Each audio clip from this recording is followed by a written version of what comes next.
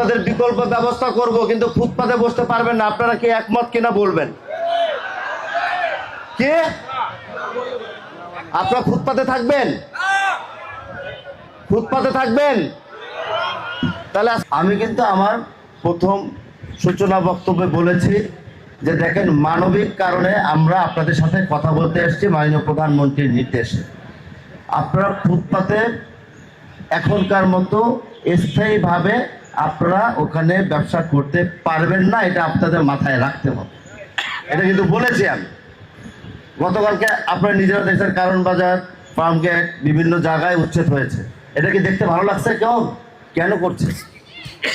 এই যে দেখেন, আপনারা বসা থাকতে থাকতেই এই দেখেন, এই যে এলাকাবাসী ফুটপাত দখলমুক্ত করতে হবে, চলাচলের সুযোগ দিতে হবে। তাহলে একটা সলিউশন করতে হবে তো আমাদের। জনগণ আমাদের, আপনি তো জনগণের বাইরে না, আপনারা তো জনগণ, তাই না?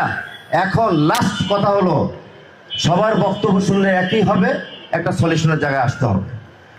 বাট এখানে সলিউশন করতে হবে, এখানে আবেগের জায়গা নয়। আপনার কোনো ক্ষতি হোক আমরা চাই না, আমরা সলিউশন করতে আসছি, আপনাদেরকে সলিউশনে মেনে নিতে হবে। এটা হলো প্রথম কথা। আমরা সাধারণ জনগণকেও যেমন সুবিধা দিব, আপনাদের ব্যবসা প্রতিষ্ঠানকে সচল রাখার জন্য আপনাদের পাশে থেকে আমরা সহযোগিতা করব। এই হলো আমাদের অঙ্গীকার।